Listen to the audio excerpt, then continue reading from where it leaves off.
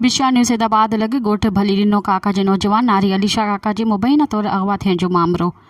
Police अगवा में मुलविस नौजवान अब्दुल सत्तार काका के छापो हणी गिरफ़्तार करे संदसि निशानदही ते नारी मसमात अलीशा काका के हथ करे वरितो।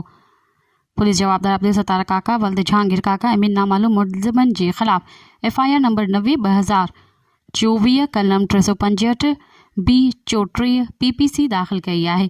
हथायल नारी अलीशा काका धीअ अब्दुल गफूर काका जो मेडिकल न्यूज़ हैदराबाद तालका अस्पताल में मेडिकल चेकअप करायो आहे।